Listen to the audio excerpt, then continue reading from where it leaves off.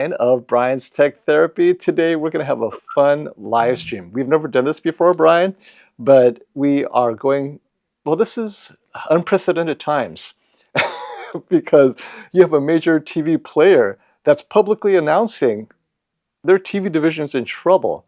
And let me Yes. pull up this article really quick. So I know I called you yesterday, Brian, and said, "Hey, Brian, what is this?" And this is from Nikkei Asia, right? It's a Japanese-based press release, I guess, or rather newspaper. But this was something that the president of Panasonic had said during his online press conference about their business and their stock. And this is in the context of larger things, right? I spoke to some contacts at Panasonic TV, and they wanted to let me know, do not be concerned. Our TV division, although they're trying to take the market by storm with amazing TVs, it's not in trouble. It's just the president speaking aloud that they have to be more efficient. They have to look at the various businesses to work more efficiently, work smarter, not harder, that type of thing. So, Brian, what are your thoughts when you saw this? Well, I think at first you and I both said, is this an internal statement that meant to be shared internal? And I was like, that sounds like a little bit of, hey guys, get your stuff together or we're done. And I'm like, are you saying that out loud? Because FOMO, I think when Panasonic first returned, all we had was, are they going to stay? Hmm. And I know we're going to talk about this throughout this video, so I thought it was completely the wrong time to say, hey, do or die before their 2025 TVs even come out, especially since they had such an amazing CES with such promising TVs. That's only going to, I guess, when you're talking to maybe the board FOMO or you're talking to the press, but when you're talking to enthusiasts, that's going to make them say, look, there's no way I'm buying right now. Yes, that's the They're not problem. long for this world. So we're Right. really both of us reached out to Panasonic to make sure everything was okay. And I know you're going to tell us a little bit about their point of view, but we're here to talk about the whole thing. But at first, it was very concerning to hear this. Right. And so it's kind of like a warning to the entire company because, no stone will be unturned to make sure everyone operates efficiently. And it's possible that maybe a reporter asked, well, what about your TV division? Well, we might have to sell it if necessary. But he, everyone knows that the emphasis is nothing's been decided yet.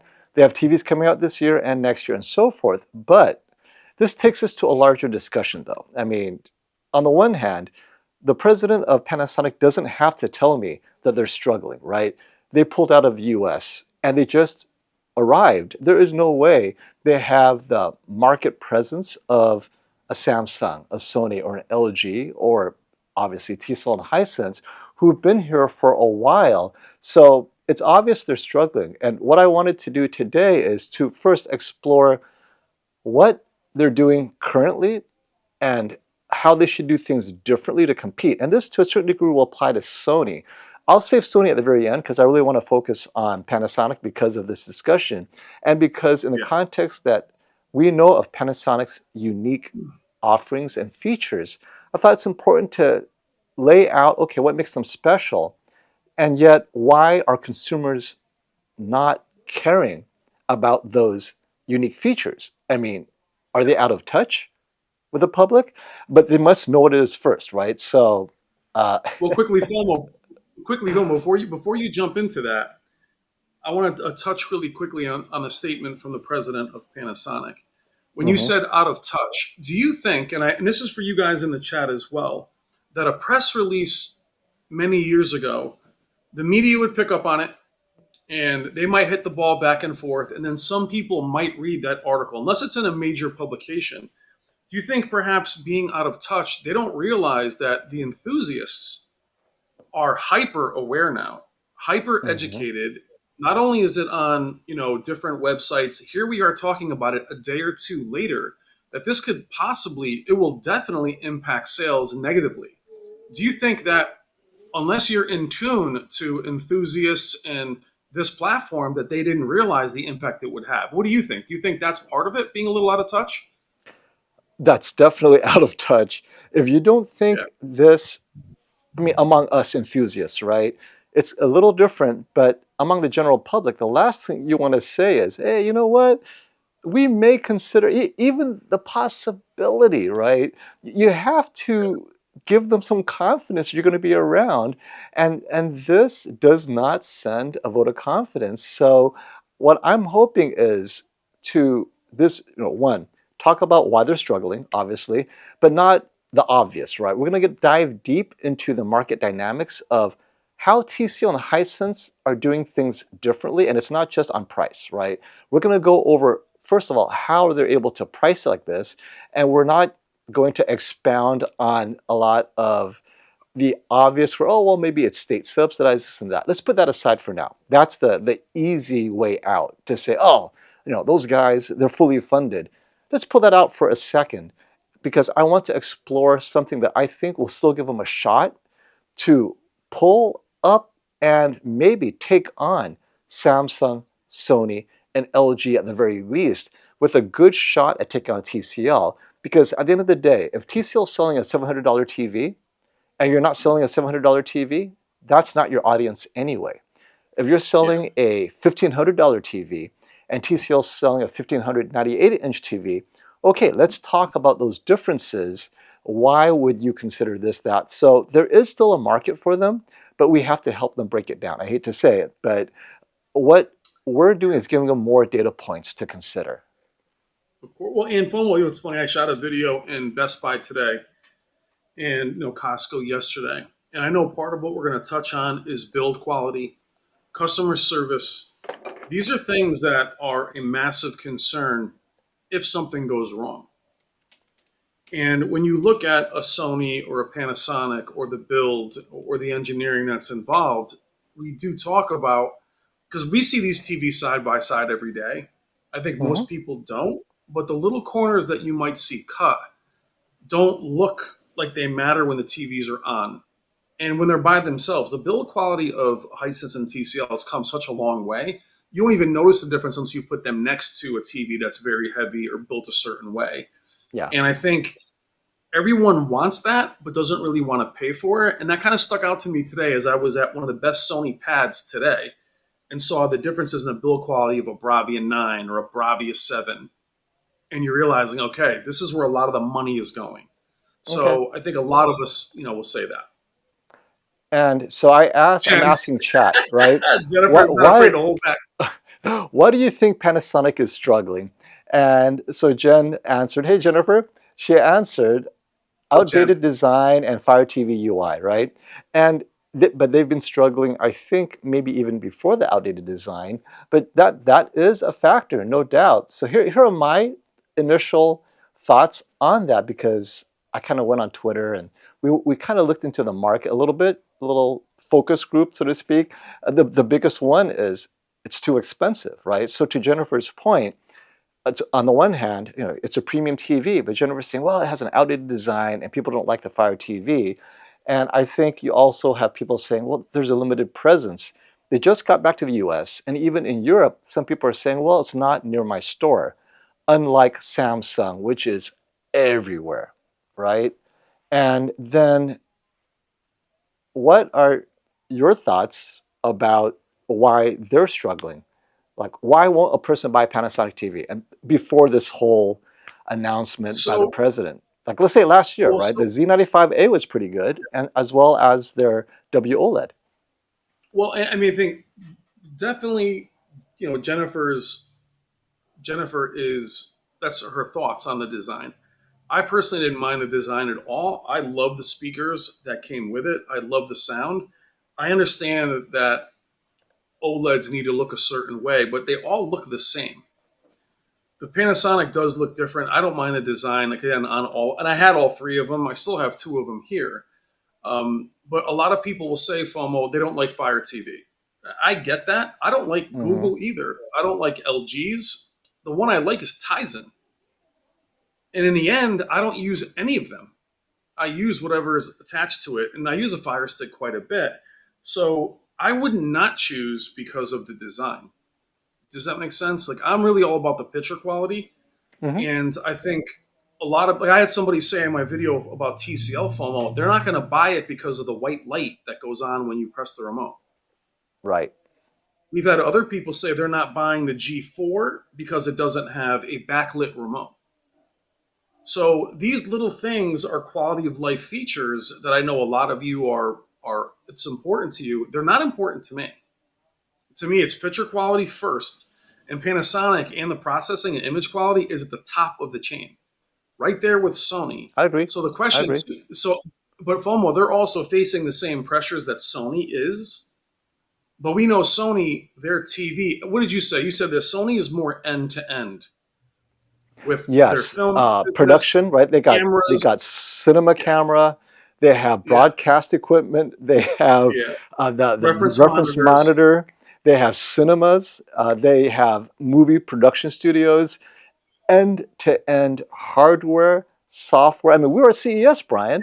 Yeah, They had special effects machinery to yeah, create just any kind of CGI movie you can envision where you can't even tell it's CGI now, right? It was just yeah, mind-blowing. So yeah, Sony is truly an end-to-end production company where they sell the TV to show everything they capture with a Sony camera on a yeah. where they graded it on a reference monitor. That is also a Sony. And And Panasonic had that themselves to some degree when they were more in the filmmaking business. But we talked about this. You have two Japanese companies that are very proud in their culture of their TVs. But I do think Sony, no matter what, will always keep that as a vanity part of their business. They will always that's what started them in many ways. They'll never. It's like them abandoning the Walkman. They will always keep that important to them. Panasonic makes like construction vehicles. So they're very similar and very, very different. Where they're very similar, though, is in their processing. Their picture processing is top notch. But is there room for two TV brands that are like that are expensive? And I think that's that's the problem. well, I think it's like you We're said, not scripted, image. by the way. How good do we flow? Really, take a second. How good do you and I? Him and I are not scripted. I'm not reading off of anything. We are not. We are not. This is how we talk Uh, every day, though. By the way, it is. Now, I love that you mentioned image quality, but I want to talk about how is it special beyond image quality? Because Getty is saying, well, Panasonic needs to bring something innovative, right? And I listed a few things that kind of makes them unique beyond image quality. And we're going to throw these out there. You guys tell me if you agree with these things, right? So reliability, very well built. They have more picture modes than anyone can list, and I don't know if that's something a reason to buy it. Maybe it's a reason to be confused by it. And great yeah, TV audio. And as Mozart has said earlier, I don't want great TV audio. I just want image quality, and let me buy a yeah. sound bar, right? And so here's the question for those of you who are looking at any brand. It's not just limited to Panasonic. Is it really just limited to image quality? What about what's special about that brand, whether it's the Samsung, Sony, LG? Because we know TCL and Hisense has brought image quality to the table, but Yep. and TV audio, right? But what about customer service, reliability, right? I mean, Panasonic TV is struggling because one, it's expensive, but it has good image quality, just like everybody else. Shouldn't they bring something more, as others have said, like something innovative to the table? But like, what you want to transform into a vacuum And that's cleaner? my point. Well, okay, you know what? Let's take a step back and let's do this then, because this is a great segue into what I think it's really about. It's about you guys, the audience. Consumer TV buying habits, right? When you're at a point of sale, meaning you're ready to make a decision, right? You've done your research. What is it you, my friends, the viewer, and Brian and myself, we are TV consumers. We actually buy TVs on an annual basis when we see something we really like and want to hold on to. How do you make a decision? Now, you and I are unique. We have very special needs. But I'm going to list a few things, You and have if it's special needs. incomplete, yeah, we are special needs. Definitely special needs. I think these are Gotta have fun with it. the elements Mhm. that consumers look at, right? If they're at Best Buy or Costco or Walmart, in-store comparison. Well, how do they look? They're running back and forth. TV Yep. reviewers, influencers and the press, wherever they can find the reviews, right? Brand loyalty. Some people, if you're always getting a Sony, you will always get a Sony because you trust it for whatever reason. Past experience. Oh, my TV broke. It was blank. I will never buy it again. I will buy this now.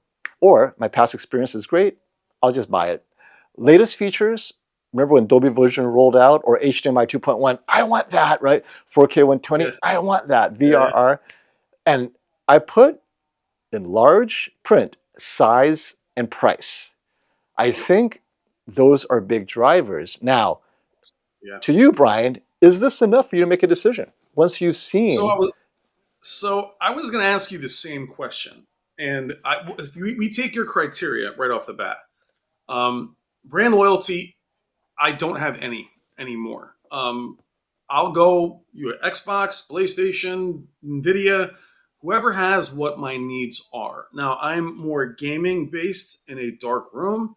I need size, and that's the only thing that's keeping me from buying a Z95B right off the bat. Even though that's a TV I will review, and I love the Z95A, right away the size takes them out of it for me. Two mhm, years ago, I was the minority, but a lot of our group, G Man sitting right there, his picture, he has a 100-inch TV. So he can't even participate. mhm, And right, it's not like they're a cheap brand, so he can't even buy one for the bedroom. He'll go back to Hisense or TCL. So I think those two large ones for you were size and price. For me, it's size. Price is not important because I know what I'm using it for. And we okay, talked about this, FOMO. You and I started buying TVs when they were $10,000. right, And right, I was and back then I knew what I was buying. Now I would never spend that, but primarily FOMO, I wouldn't spend that because doing what we do, our TVs just don't get a lot of use, which is why we aren't really good at telling you if they're reliable during a certain point. Like right now, the TCL QM6 is in the other room. It's been running forever. It just runs. But I'm not going right, to have it for 5 years. So it's really hard. So for me, FOMO, it's feature set. Gaming features are very important, which is interesting because Panasonic has 144 hertz. They have NVIDIA G-Sync. So I think with Panasonic, their marketing isn't really hitting that enough. People think they're like Sony, but they have better features in gaming than Sony does, right? So is it Jay? um, so for me, it's really that's what's important for me. But which is why I haven't gone over to a QD OLED. That's in mhm, the same boat. So I think for Panasonic, I would love to see an 83 inch, tandem RGB OLED this year. I think they hurt themselves with that. But that's my criteria. What's your criteria? And image quality too, FOMO. I have to have the processing yep. and the gaming for me is what's And important. I will definitely answer your question. Before that, I wanted to jump in because Jay just Okay. reminded me. I do sound like a Panasonic shill. And full disclosure, this is not sponsored by Panasonic. I spoke to Brian. I was like, you know what, Brian? I really don't want Panasonic, one, to leave the US, and two, to fail at all. I think it's so Yeah. important to have as many competent, quality TV makers in the market to push for improvements for everyone else, right? So, like, let's say Panasonic has amazing audio. Oh, you know what? Sony's going to do it, or TCL, and so forth. It's just good to have a vibrant competitor list, and I know eventually the list will start narrowing, but I do not want only one or two TV brands. That's like the worst, right? Well, So to that degree, yeah, we're shills for competition, but this is something that I think applies to all brands that are struggling to find a place in the face of TCL and Hisense. yeah. Oh, and to add a little empathy to this too, FOMO, with the shilling part of it. What you guys don't really understand is that yes, with some of the manufacturers, we meet marketing people, and marketing people they come and go. They have a very specific job. They work for that firm. Other than that, we get to know real souls that work at these places. So just always keep that in mind. When we say that we hope they all win, we do. We do hope they all survive. And we talk to these guys. I'm not talking about FOMO marketing, hey, when am I getting my review sample? We talk to them quite a bit. So we do have a vested interest, not just in competition, but just the humanity of I hope they survive, just so they keep their jobs and it makes it more interesting for us. And I apologize. That was long. It just, that's, I don't know. That's just Okay. my feelings on Don't worry. I'll cut it off on the showroom floor, on the cutting room, right? On the cutting floor, right? it. I edit it out. So, Leave it for the uh, director's cut. the director's cut. So to your question, what do I base my buying decision? And that's why I started my YouTube channel. Is it was 100% image quality. Nothing else. I looked at all, the shootouts, all the reviews, and I was comparing so carefully, how one TV did better than the other. I ignored everything else. I didn't care about the audio. I didn't care about any other feature other than how does it look, right? Like, oh, it won the TV shootout. The Sony at the time, A90J must be the best, or the A9G, right? I bought the A9G, and then I got the Samsung Q90R because I was curious what this whole QLED thing is.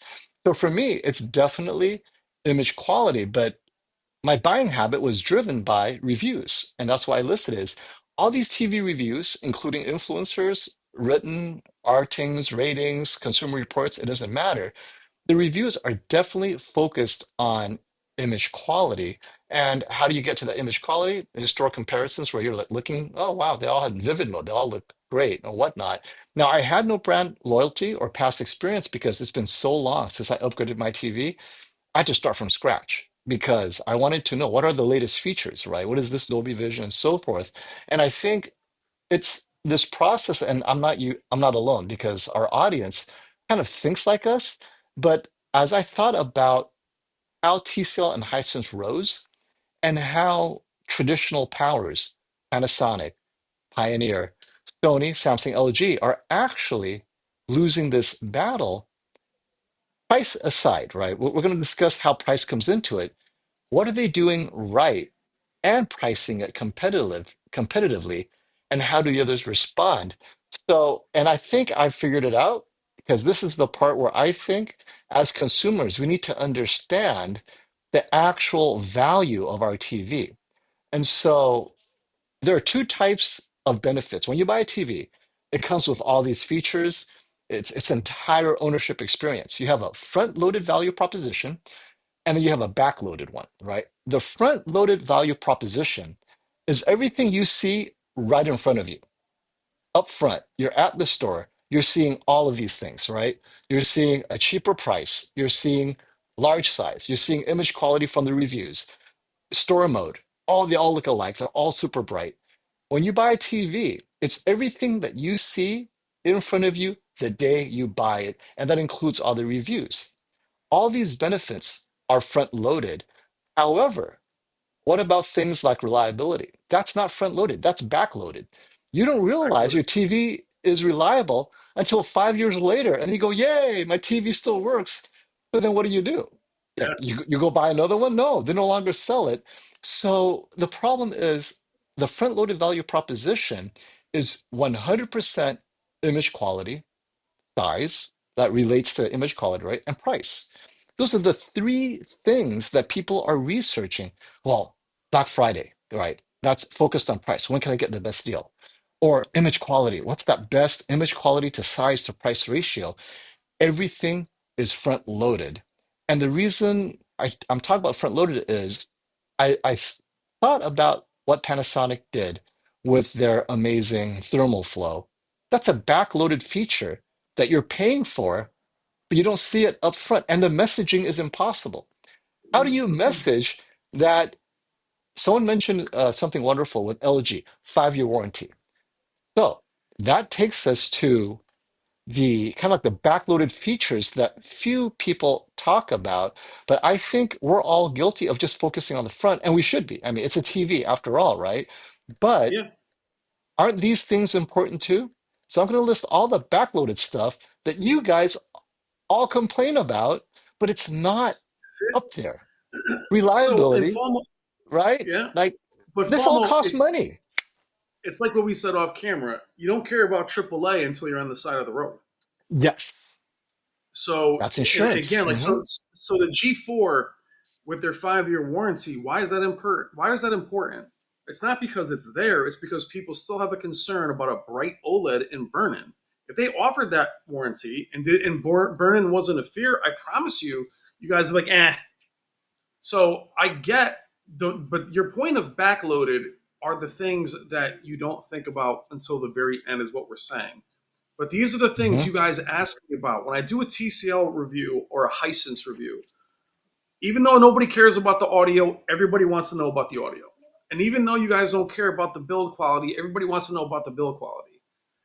But then when these TVs come out and maybe they're metal and they're a little bit heavier, that thing's too heavy. You know what I'm saying? Or like a Bravian 9. Well, I can't believe they're so thick. Do you want the zones or you don't want the zones? Right. So, it's and I get it, guys. We have all these choices, but the engineering to that airflow situation on Panasonic, it was a big selling point in their press release to us. And the footage of that was actually in a trailer of this short. And the engineering that goes into that shows you they want the TV to last you. But at the checkout, that's worth nothing. But the amount of money engineering wise, you said engineering obsolescence, the amount of money spent just to figure out how to do that, all you're going Yep. to say is, and FOMO, you'll love this. If you look at that demo, you can see it in my video or the trailer of the airflow, the first thing someone's going to say is, why is that OLED so thick? Even though the bezels on the side are freaking the size of a So pencil. actually, let me stop you. Let's talk about that. That's front loaded versus back loaded. Front loaded is, oh, it looks good. It's light. I can install it because that's the benefit you're going to see right now. Back loaded is, well, we didn't make it heavier because we want it to be heavier. We want it to be durable in case you drop it. And no one's thinking they're going to drop a TV, but I'm just, I'm making this up where these are the Believe me. things that they're backloading, right? Uh, but it's an expense.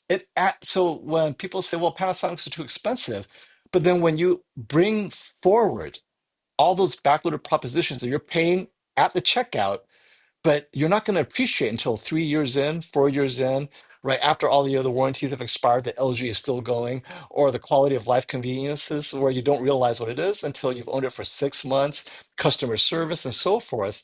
Um, Unfortunately, you're paying it up front, but you're only assessing on the front loaded qualities like image quality. Yeah. So when Panasonic looks just as good as a Sony or slightly better than a Sony, slightly better than a TCL, you're like, wait, it's only slightly better. What else am I paying for? The backloaded value proposition is not at the point of sale. And this is Yeah. something that Sony is struggling with. They have their own backloaded value proposition, customer service, right?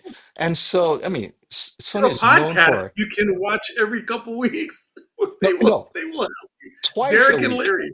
twice a Oh, week. dude, they're on long more than like Derek and Larry of They Sony. have, And shout out to Sony. They have an yep, actual. I think it's called Connect now. Sony Connect. They actually have. I mean, I don't know. Well, real quickly back to size, FOMO. Doing these Costco videos, and there's that TCL Q6. The TV's $1,200. It is 98 inches, right? The TV's cool. For $1,200, I mean, this phone costs more than $1,200. You expect that thing to last how long? Now, I'm not saying they're made cheaply. It's this, FOMO. It's the other components that you mentioned. They get pushed hard. The audio pushes it hard. Things are maybe not built the same way to withstand heat. It's not just about this is cheap or that, but when you go back to TCL in 2 years and say, "Hey, look, this thing's broken," then go, "It was $1,200, 98 inches." So Oh, it's yeah. it's you know what I'm saying. So I don't know. It's a hard. And I get it. real, real quick, just saying thank you to all the super chats that popped up. Max Overdrive, thank you so much for your generosity. So Max, First, Samsung has no 83-inch QD OLED, then Panasonic. My next hope decides to stop the Z95B at 77-inch. Hopefully, they're going out of business by forcing me to buy LG G5. That will take some decision making off the table, right? Like you said. And so here we so have, go ahead. yeah. No. So And for Gaming Tech, thank you Max, for that. so I hope you're Marcus, well too. Hey, Marcus, Marcus, go what's ahead. up, brother? Great channel. Check out Marcus's channel. Max Chablis is in there too. Check out his channel. What's great about what he had just said about the 83-inch OLED, I'm in the same boat. But I will tell you what I think is going to be fascinating is the G5 versus the S95F 4 stack layer cake 83. I think when we compare those at Value Electronics, the 283, I'm very interested because those are the same panels with the same technology. So Samsung, it might be something to worth looking at. It's not an 83-inch W OLED on its own. It's that new tandem OLED. So that might be an option for you. For me, it's G5 right now, but Game Mhm. Motion Plus, 144 hertz, Tizen, the matte. Some of you actually really secretly like it. We've had people secretly like it.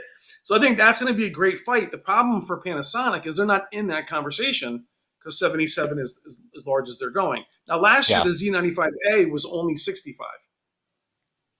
They had a 77-inch in the UK, but it didn't have micro lens array. So, and for guys, their LEDs will be 85 inches. But Wait, for wait, you wait. guys, that's too small. Right, let's make the correction. He's hoping they don't go out of business. His super No, I chat saw him said, correct it. You want to so buy it off for the back of a truck? thank you He's for like, not chapter correcting 11, that. can I buy this bad boy? I'm like, harsh. These guys are harsh. So Go ahead. 200 in the chat. Please hit like, everybody. These conversations are important, but as FOMO says, these backloaded things, they mean nothing when you get the big TV that costs X amount of dollars. But when it breaks, and trust me, my channel started with defective TVs. It's a lonely feeling. Nobody cares. Yep. What's up, Corey? I haven't seen Corey in a minute. And I think this is a great segue here. Corey, lasting at least 5 years is mandatory for me. I want the TV to be really outdated by the time I need a new one. I love that. And this is a great Yeah, segue because I think I wish we now, thought that way.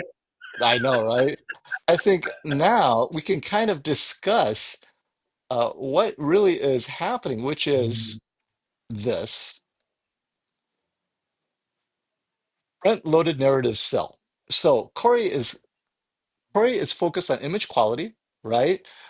But he wants it to last 5 years. Here's the problem. If you look at CES hype and buzz, no one is out there saying, guess what? We found a way to make a TV last 6 years. Nobody.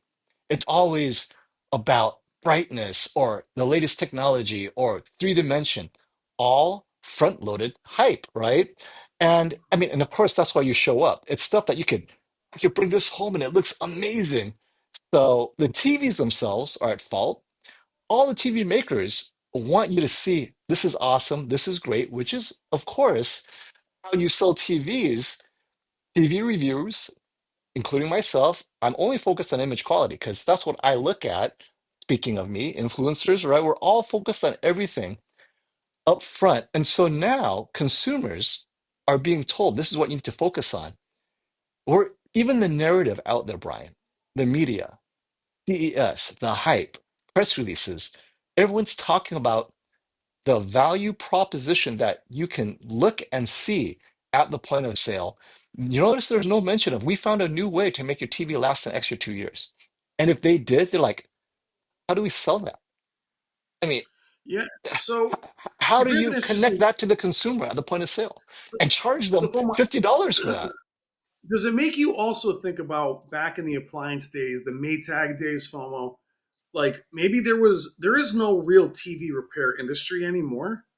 There was Nope. at one time. So again, vehicles lasted a certain amount of time, but everything we have now is throwaway.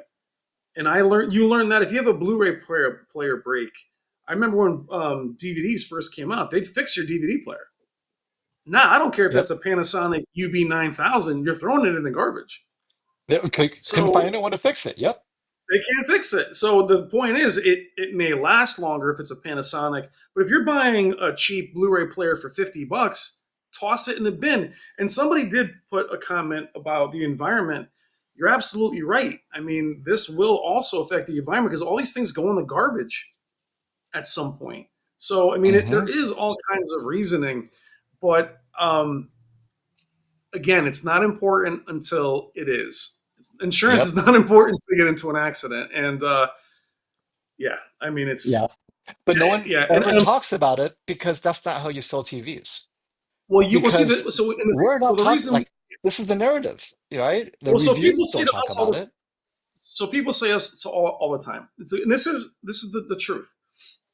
The 880L behind me, okay, my C1, the TVs at our homes don't get anywhere near the mileage that you guys get on yours. There's no way for us to do this job and actually watch content enough, right? So we're not beating them up. My C1 has less hours on it than the eight. These things are basically new. We still buy them and want them. But as far as durability and reliability, I can't tell you that. Now, Ratings does amazing reliability, hundreds of hours, thousands of hours actually. Yep. But that is excellent. But for many of you, you're watching those TVs much longer than we are. So we can only tell you the build quality, right, FOMO, in terms of is the TV heavy, Yeah, if they right? ask me which one's going to last longer, I always say get an extended warranty, or Yeah. unless Max You Overdrive, I do disagree always with say you. that. You're like, The keep your LG receipts. G5 has the 5-year replacement panel replacement warranty for any reason, including burn-in. And so this takes us to the super chat. Yeah, I was all interested in the 83-inch S95F compared to the G5 also. Well, let me help you solve the problem. Even if that 83-inch S95F was QD OLED, it would have only a 1-year warranty. You would have to buy an additional 5-year extended warranty from your retailer, Best Buy, whoever, or buy it at Costco, assuming they have it. Whereas with LG, you only pay for labor, but they will replace that panel up to that 83-inch size that you want. And I'm guilty of not rarely mentioning that because they're always asking about image quality. When I should be saying maybe, well, the image quality is so close. And I actually say this a lot. If durability is important to you, this pushes it over the edge for me. And I say that to a lot of people, friends and family. Yeah. Look, I know you can't tell the difference between a G4 and an S95D. Get the G4 because at least I know you're covered because you don't like to buy extended warranties. I get it. If you get the S95D, you should get an extended warranty, and that applies to Yeah. any TV with a 1-year warranty. Yeah. And you bring up an excellent point because FOMO and I just did our reviews of the TCL QM6. And the TV is very well built. It is extremely light. Now, why is it light? We actually use that as a plus because the zone count is low compared to their other TVs, but their algorithm makes up for it. The black levels are fantastic. If you look at Hisense's last year's TV, the U7N is so light, it's a one, pick it up with one hand. The U8N is heavy as hell. But its build quality is better. So they got better differentiating it.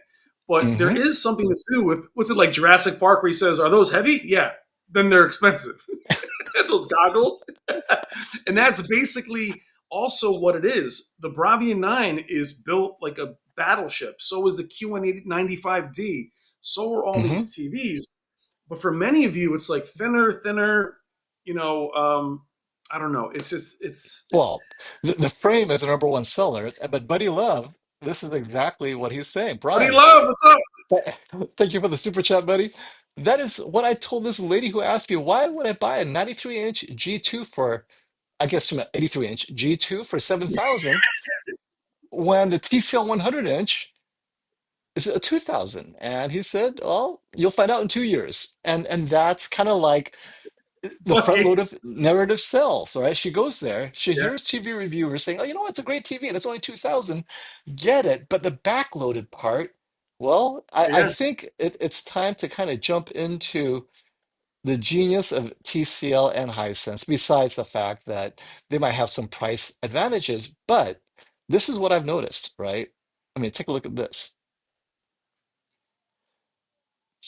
TCL and Hisense spend only on front-loaded value propositions: size, price, image quality.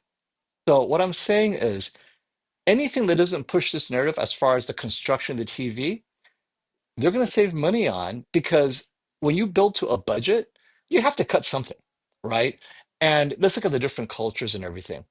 If your job is to sell TVs, you do whatever it takes to sell TVs. Whereas Sony and Panasonic, the Japanese culture, their job is not to sell TVs. It's to build the best TV they can. The two are not necessarily in alignment. If you build the best TV you can, but the price does not account for the consumer who's only looking at size, price, image quality. Your price is way too high. You've just taken yourself out of the market and you're wondering, wait a minute, Yeah, I built the best TV I can. Why do you not want it? Whereas TCL and Hisense are like, to us, best is defined by these three yeah. things: image quality, So price, so size, nothing else. Let's just stop so FOMO, right there. FOMO. It's like that. It's like that old adage. You don't need Mister Right, just Mister Right now. So like That's your TCL it. and Hisense is that one night stand. You're not looking to get married because I There will you say this go. too. In talking about Sony for a second, and to an extent Panasonic, their questions to us personally is very rarely, "What do you think?" FOMO, what do you think? It's really more, "What does your community think?" Sony is always about building that relationship. That way, you trust them, and then you'll buy something down the road. TCL and Hisense are like, "Yo, let's do it." They're at the club late night, want to go home with you. They're ready to just do it, and then hopefully you call them back. But it's not looking to create that marriage. Wow, I'm so good at Hmm. analogies. An inappropriate one, Well, well, and but to your they're point, let me tell you, I know that when TCL and Hisense saw Panasonic rolling out the thermal flow cooler, they're laughing. I'm like, you're not going to sell yeah. more What are you doing TVs that with, for? you're not selling more TVs, and you just added an extra $200 or whatever to the cost.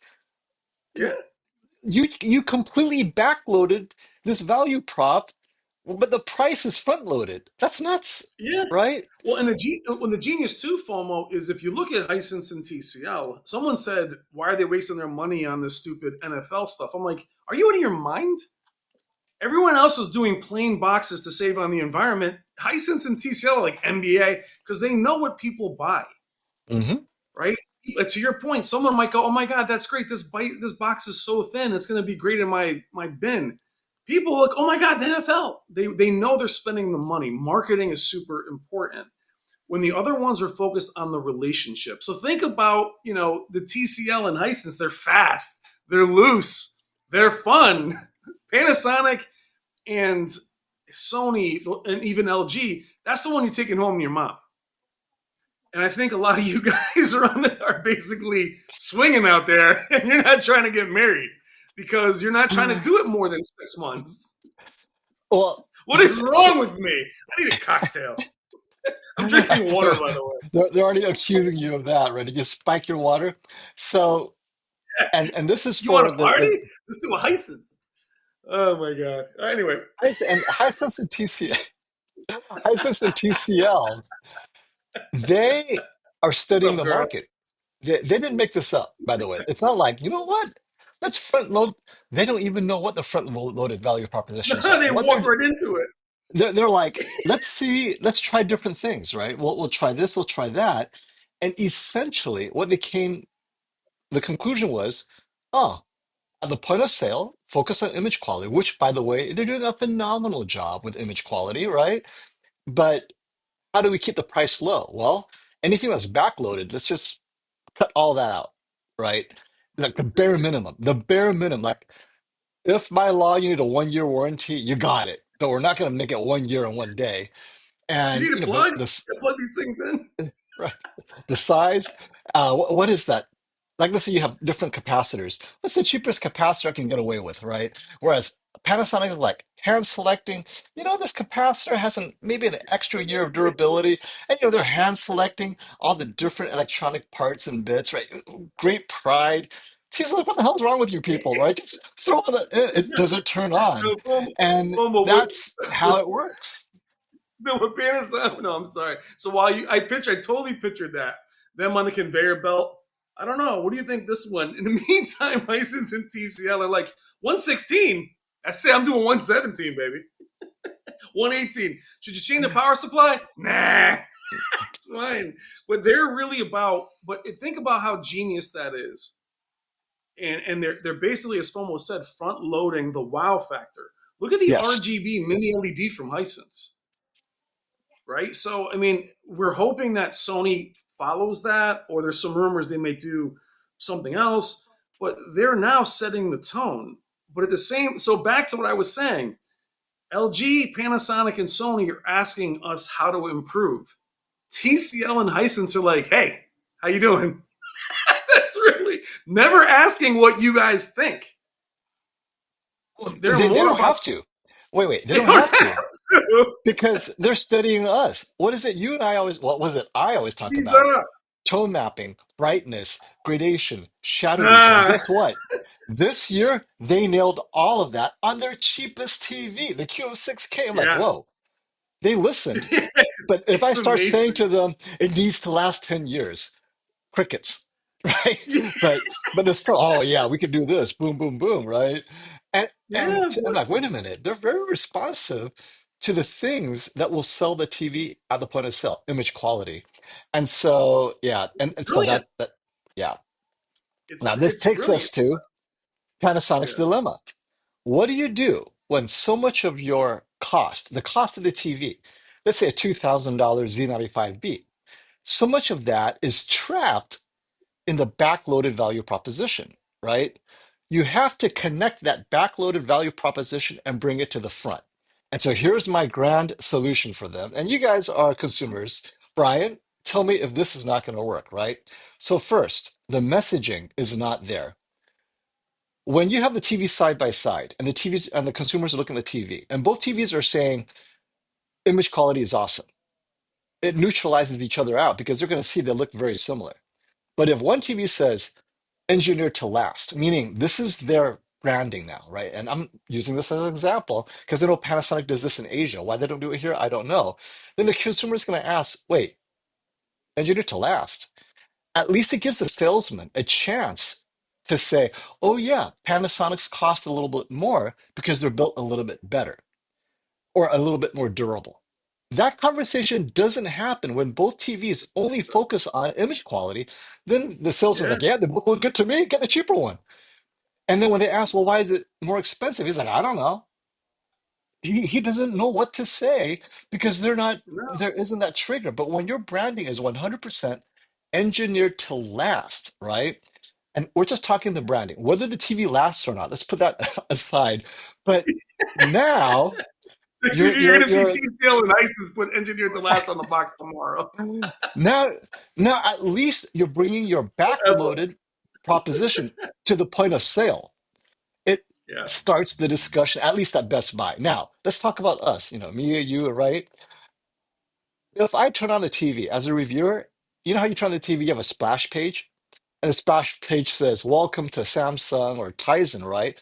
What if the Panasonic splash page said, You've extended the life of your TV because there are certain features on your TV, if you enable or disable, it does affect yeah, the life of your TV. For example, you blast it on vivid mode and you have static images, whatever.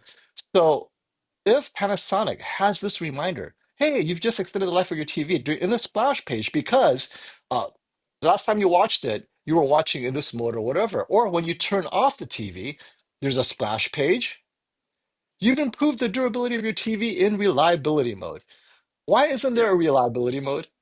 I mean, you have so many weird modes. ISF Plus, ISF Max, IMAX yeah, Plus. I mean, Vivid and sports, to me, look so similar. Why don't we have a reliability mode? Because Panasonic is that yeah. constant Good reminder. Now, point. whether it does anything at all is irrelevant. I'm talking about the messaging here, right? I called Panasonic Yeah, and they're like, wait, every mode is reliable. I'm like, I understand that, but you're yeah, assuming they know that. Why don't you tell them upfront and center, this is reliability mode? Because eco yeah, mode is purely for power. And eco mode may be reliability mode, but people are thinking they're saving energy. Enforce the fact for the owner this TV is reliable. So that way, when they buy another TV, wait, what happened to the message that, how do I make my TV more reliable? You're creating a new paradigm of ownership, but you spent all this money on the back-ended value proposition. You got to bring it into the front. yeah. Well, and Fomo, real quick, can you put Getty's what's it called? His Getty Panasonic been gone for states. His comment up for me, please, Oh, yeah, yeah. somebody. Yeah, put that up for me. So before we talk about Getty's comment, that is a brilliant idea because as you've mentioned, the eco mode, people immediately think energy. versus the eco modes are really designed to help the TV last.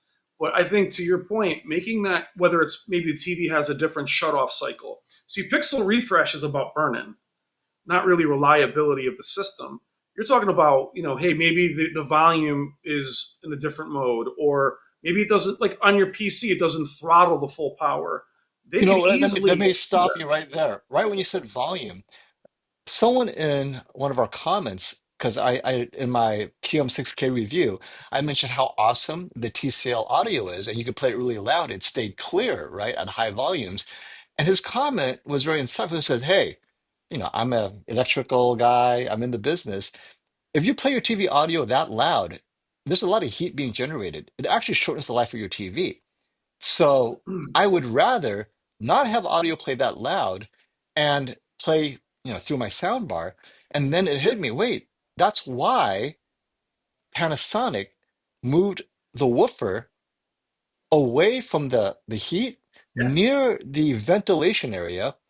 But Yeah. that's thoughtful so that you can play it loud and not have the heat accumulate while the audio is playing loud. But again, if the TV set, it's kind of like it's those little things you have to bring to the front. How do you message this to the consumer that, hey, you're playing at this volume, great, because any louder, it may shorten the life of your TV or whatever. I know we're triggering attorneys who are saying, no, don't admit liability. But the whole Yeah. point is, how do you get the consumer to feel connected to the TV who's telling you, I'm trying to last as long as I can, and these Yeah. things are helping me out? And that's why we talk about, with Sony, for instance, the A95L not being as bright as, say, the S95D or whatever. And we realize, first of all, Sony has a signature they want to adhere to. They're not going to let that Hmm. TV be super accurate. They also want the TV to last. Where Samsung is like, look, we'll just go crazy and we'll see what happens. So we value, but then you guys want to go into the remote settings and the service settings and disable it, but then wonder why it lasts. But back to, can you put Getty's thing back up real quick? So for the Panasonic president that put out that statement, this is Getty G-Man. He has a Hisense 100 inch. He's an enthusiast. Everybody in our chats are enthusiasts. This, even though he's been part of this conversation for an hour, or oh, it's 7:20, yeah, an hour, he's still saying this. He read that, and that's what he's thinking. So you literally crippled Panasonic yourself. He's, even after watching this video, that's what's on his mind. So he was, a lot of you guys that wanted to buy Panasonics last year, I don't know if they're going to stay. This has already created that doubt, and you guys don't need any doubts at all. So unfortunately, now they're battling an even more uphill battle, and that's might have been just to motivate the entire electronics division, not just TVs. But this is the doubt that cripples brands forever. Now, this might have been different if it was in the Wall Street Journal. We're talking about it live. And this is what, even though you guys in the chat are saying, they're not built a certain way, that's the danger of this kind of information. It's not misinformation. It was public. It's not a rumor. But now people are doubting. Why commit? What if this, and forget about reliability for a second, FOMO. You Hmm. guys know firmware updates are important. Well, for Samsung, they're not important, but that you guys rely on firmware updates. Right, right. I But got like a you. lot of you guys want to know that your TV's being supported. That Sony's still updating TVs from 4 years ago. LG's still updating the C1, C9, C8. If the company's not there, Sharp is a perfect example. Sharp assured me they'd be here. So, and they're gone. Some of you guys Nothing. bought those Yeah. TVs. So Yep. Panasonic of America and the Osaka team, I know, are here to stay. But this whole conversation, that doubt in Getty's not a toxic person. That's what he's heard. That's what's so dangerous about this. And it's a Yeah. shame because you're not even giving them, we're not, it's not you. It's that that comment is so dangerous in that regard. And Buddy would like to emphasize the durability of his TVs. I own a C9, bought it for 60% off 6 years ago. It was the store floor model. My mother-in-law has my Sony XBR 950B, paid 60% off in 2014, also floor model. So clearly, the TVs that Buddy bought has lasted this long. And people just took it for granted. When you pay a bit more, that bit more goes to that back-ended value proposition, the benefits, durability, and all that stuff, because something's got to give when you save money. Thanks again, buddy, for that super chat. And I'll just take this Buddy one had a real lot of quick. women in his life, by the way. Buddy's like, this woman, I told this chick. And he's like, and my mother-in-law. Who was the woman that you told that to, Pomo? Or for Buddy? Was that at a Best Buy? What's up, Matt? Hey, Matt, thanks for the super chat, buddy. How does 77-inch LG Z3 compare to the 77-inch ZX? Wow. Uh, Not much has changed, I would assume. He's Um, comparing two 8K OLEDs. I mean, I assume the Z3 might have better software processing, but well, the ZXs was um, the first 8K, the talking about the Z9. The Z9 was the Z, original so 8K. ZX is the next 8K, I don't probably. know if they had it. I thought it was. You're right. It was no. Was it Z9 ZX? Either way, what you're going to see is image processing, better processor, and micro lens That's array. it. Oh, well, So, and that the is a Z3. massive deal Is it on the with the Z3 Z3. though? It Yeah, was. Z3 had micro lens array. Okay. See, I didn't know Yeah, that. Okay. yeah, So it that did. would be huge. It'd be a huge brightness boost. But the All ZX is right. 88 and 77. The Z3 is you're asking for 77. Yeah, it's Yeah. the Z3 is worth it. The ZX, especially the CX, if you think about the CX, was not bright, and the CX, for those of you that had the C8 and C9, the CX tried very hard to be accurate. It wasn't as punchy as the C8, C9. The C1 returned back to that punchy look. So Z3, don't even hesitate if you really want that. I love this comment. So you mean if I like You can marry Hisense, I her, can't. but she might leave you or cheat on you. I think it goes to this discussion is, What is wrong with me? Oh do man. consumers care about these backloaded value You can propositions? I marry mean, do you want to marry these TVs, right? I mean, I think the segue is really if, We have to rename this, by the way. and I need to, What do you bring uh, home to mama? is this a, do you want to bring home your TV to mama? That's exactly the Yeah. question, What are right? you bringing home to Or mama? Put or you hearts just all gonna over it. enjoy it for 2 years and then just buy another one in year three? Where is the consumer buying habit today? Is longevity important to you if I bring up this topic? Because, and here's my point, right? So ratings showed unreliability of edge lit, the frame, right? The frame, edge lit, not going to last if you blast it 24/7, whatever it is. But here's the problem. Samsung frame is not a TV. It's furniture, it's art. So people who are looking at the frame, they're not looking at ratings. They're looking at the frame as furniture and art. So Samsung, their genius move is to change the narrative completely. They don't have to Yeah. compete with Hisense and TCL. They're selling furniture. But of course, Hisense and TCL are copying them. They are selling this similar type of thing, the canvas and the next frame or whatever TCL calls it, right? So we'll see how long Samsung's design advantage lasts, but Samsung changed the narrative. Forget image quality. This is furniture. It's beautiful art. You can rotate it, orient it horizontal, vertical, right? It's a picture frame. So Yeah. ratings review about the longevity of Edgelit is not relevant to that consumer. And that's why I'm saying, do consumers care?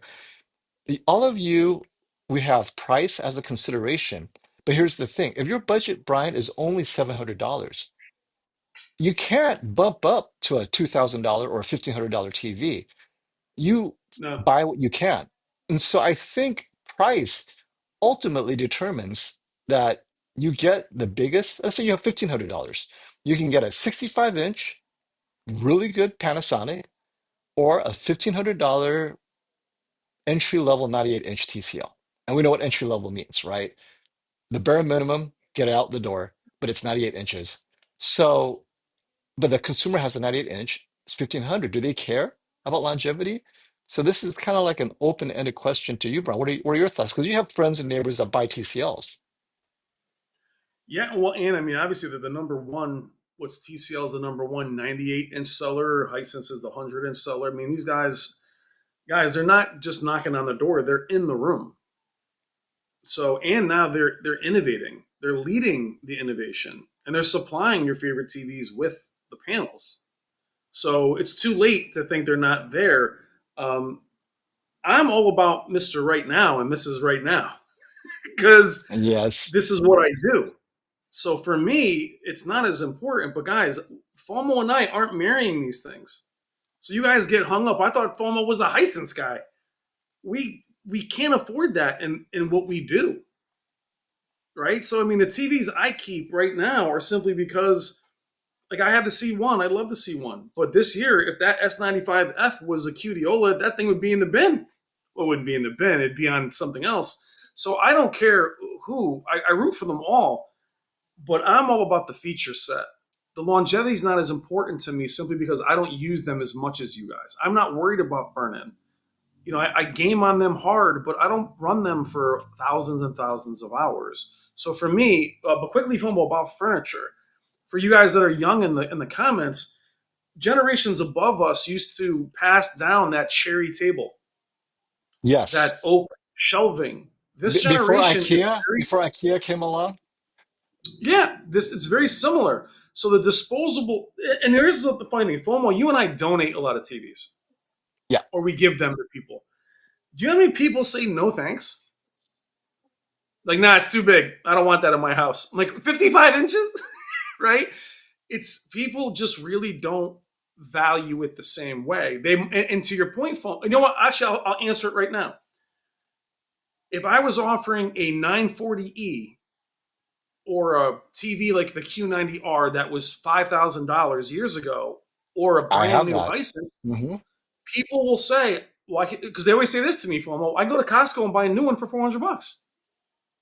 So we wouldn't sell them anyway. But if you were trying to sell one of your old TVs, like a C9, someone's going to go, "Well, isn't this one $500?" That's actually the issue. Is no one wants the slightly used excellent TV that cost X. They only want what they see in terms of price in the store. And that's why TCL and Hisense, or why the Bravia 3 is the best selling Sony.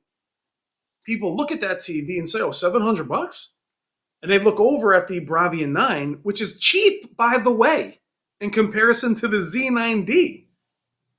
So I just think that it's really hard to find a way to add that value. You're not looking at the chassis. You're not thinking about the speakers. You're not thinking about the engineering.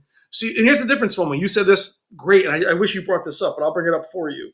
Foma and I talked about processing versus engineering. Well, processing, once it's done and in a can, that just goes on a chip. It's not engineering. Engineering is the mechanical aspect of what makes everything work and last, right? So that one part costs money. The processing, once it's on, it can go on something cheap. The processing still be great. Right? How did you put it, Foam? You put something as far as processing is a process, but it's not like the engineering you're paying for as far as build quality. And processing is can be improved. Like we've seen it with Sony TVs, Samsungs. It's released, TCL you know, Hisense, early in the year, and yeah. by the end of the year, it's a completely different TV. The TCL 8 series, right? When it was first launched and I bought it, what a nightmare that was because it was a buggy OS. A Roku wasn't working properly, but people who bought it and waited it out, 18 months in, it was the perfect mini LED TV for them. So So I guess, yeah. that's But something you what I'm could saying fix, is, but then the actual physical design, like you're saying, it's what yes. it is. That does not So, change. yeah. So you can make the processing as good without using a quality chip. The chip has the ability, but not ability to last. It's like those micro SDs that we buy. They're all the same speed. They all do the same job, but which one's going to last the longest? We talk about that with HDMI cables. HDMI cables, there's no benefit to using a better, thicker HDMI cable. It's just one's going to last and one's not going to last. Hmm. Why aren't they good for long runs? It's not because the information can't get there. It's because the quality of the cable.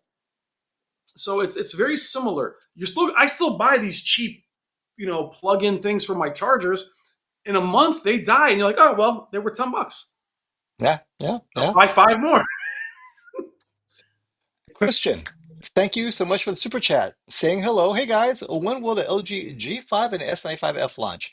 So, if this falls into the same pattern as previous years, we're April. talking March, April, right? Yeah, April. So, Early April. normally Samsung releases in March, and 2 weeks later, LG releases their competition in April. So, late March for Samsung, early April for, but that's prior years. What is it? Past history is no guarantee of future success. So this is based on the last few years. So I'm expecting early spring for those two. But QM6K from TCL's releasing really early. We expect it to release, I don't We know, the have next it. month or so. I know we have the review units, right? And I think Best Buy already has it up on its site as a coming soon. So it's getting pretty close. As far as all the release dates, they appear to be pushing it forward. Now, Jimmy says TCL will hopefully be up to Sony processing. Jimmy, they're getting very close. And this goes back to that front-loaded cost. TCL is doing everything they can to make sure that when you walk into a Best Buy or reviewers like us get the TV, we're like, oh my gosh, it looks amazing.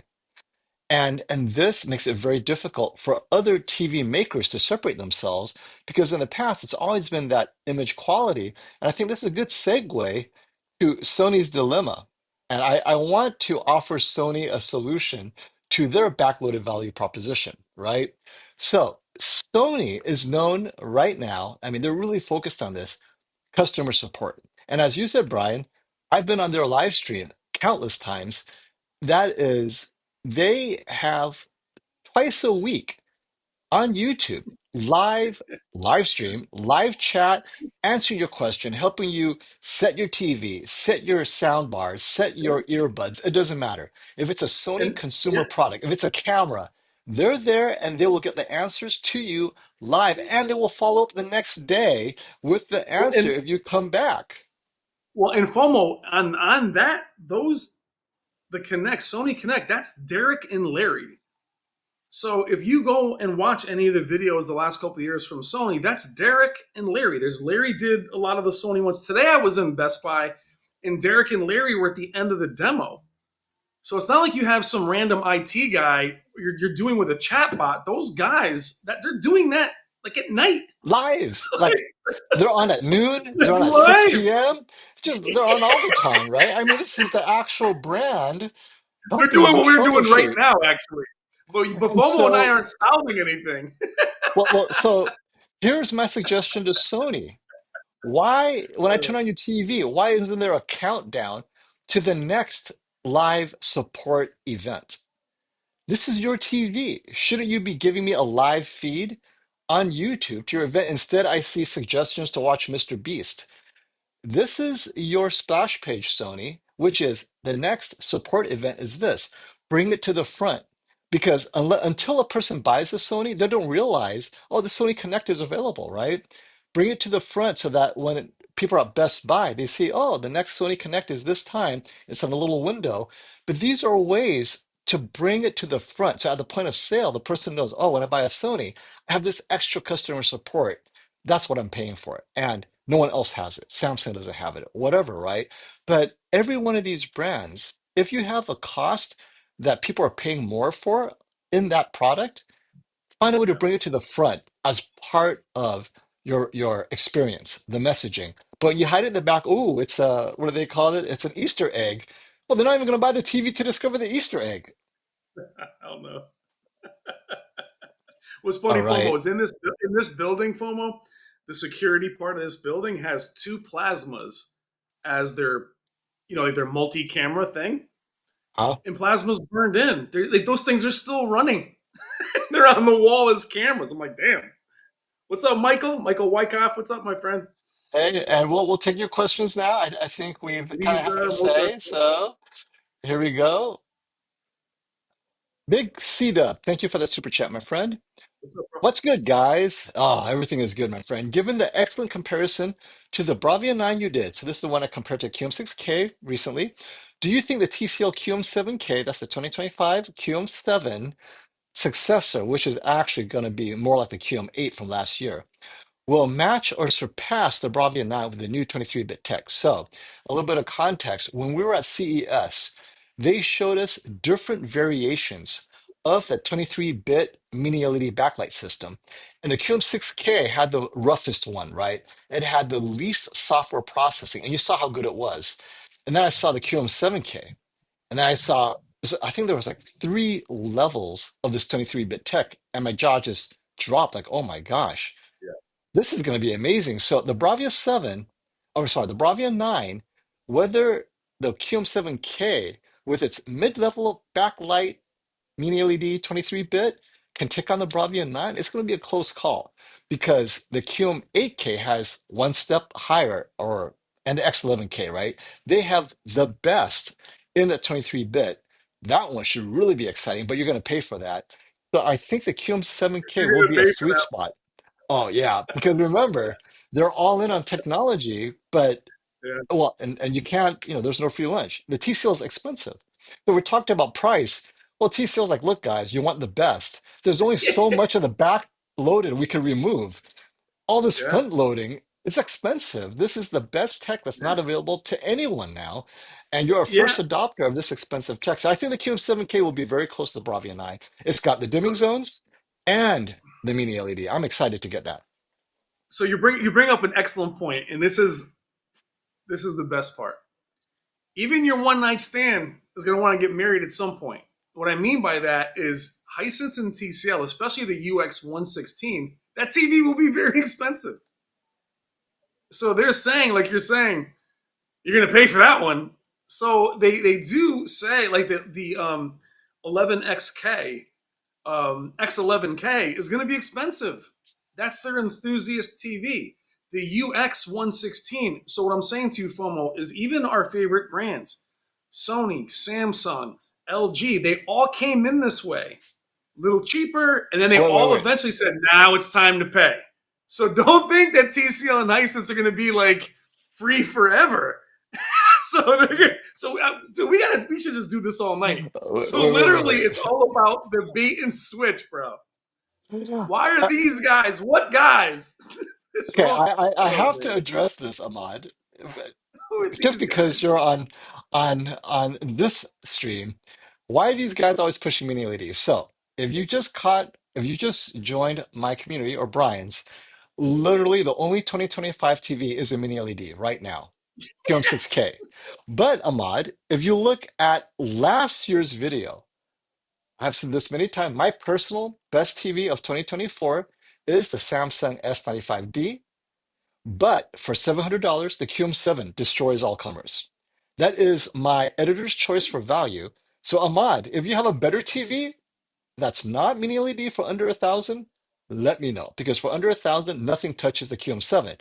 Now, if you have an unlimited budget, Brian is choosing the G4 last year. Yeah, I chose the Z90, the S95D. Neither of them are mini LED. The Bravia 9 would be my best mini LED if you want LCD so TV, yeah, but neither so of us are recommending that if cost is no. no object. And this is what I love about YouTube. I don't know how long Ahmad's been in the conversation. You should change your comment to why are they pushing it lately? Yeah, you must be new. I don't own a mini LED. Everything in the office, everything in the studio is OLED. That's not what that's not what's best for you. If you all want to say what's the best technology to buy right now at this moment, it's a quantum dot OLED or an RGB tandem OLED as far as image quality, micro contrast, speed, response time. The mini LEDs are getting close. Why are they close? Because they're massive and they're cheaper. If they were the same price and they were the same size, OLED would destroy them. You know what, Does that Brian? help you, Mud? Here's context. Here's Terry, what's context. up, man? 69 Dart Terry Man, this is jumping in. such a wonderful comment. Terry, They, what's up, meaning brother? TCL originally wanted $3,000 for the 65-inch 825, which is the 8 series, the first mini LED TV ever on sale from TCL. This was their flagship TV. And this is my point. They didn't know how they should build a TV. This is the approach you take when you follow the Japanese. Make a perfect TV. This TV had it all, Brian. Audio, heavy, great stand, The overbuilt, 8 series? The 8 over-engineered. series? Yeah. The 8 series, $3,000. And obviously they didn't sell too many of those. They're like, wait a minute. They tried everything. When I say TCL is genius, it's not that, oh, you know what? We're just going to sell front-loaded feature full TVs and forget everything else. They tried it all. They're trying fully built TVs that could Yeah. compete head to head with Sony on price, and it's built like an awesome TV. But like, wait a minute. Yeah. What if for the same 3,000, I got you all the fancy looks and everything, but at 85 inch, but then we pull some of the backloaded benefits off of there and more people started buying. And so they go, wait, you guys only Yeah. want the front loaded stuff. Why did I overbuild my TV? Because that 825, I had it. It was a tank. I'm like, oh my God, is this a Yeah. TCL? Beautiful, was it aluminum, graphite, gunmetal gray? I mean, the whole thing was encased in Oh, metal. yeah. And Dartman still has it. It was built, he still has it. It runs Yeah. great. It was a Yeah. 2020 model, right? Yeah. Dude. But T-Cell's like, wait a minute, what are we doing here? This is not, if So, we want to take over the market, we can't be this. And that's the so point. yeah. And what's so funny, and Terry knows this, is that TCL 8 series was slammed with crushing blacks. If you Initially, follow up, yes. initially, if you follow up, they solved that later in the year, right? If you look at Hisense, the same thing. The UX, the minute I reviewed the UX FOMO and we put it against the X95, the first thing they said was, I'm not paying for it. I'm not paying for a Hisense because they had too many speakers. It was too expensive. So, you guys, there's just, it's just, we can go back and forth all day with it. But it really is, what do you want from your TVs? You want Mr. Right or Mr. Right now? You have to really think about the features that are more important to you or most important to you. Now, as far as Hisense and TCL, they're improving in every aspect. I do believe reliability and customer service will be Yes. part of that because Hmm. they have heard that. So Hmm. those are easy actually, FOMO. The customer service one's actually easy. If they have the It money for is. technology, they'll do that. But it's just an interesting. It's hard. It's going to be very hard for everybody else. Benjamin has a great question. I want to What's up, address this. Benjamin? I want to support Panasonic buying a W95A. Great TV. I liked it. Brian liked it.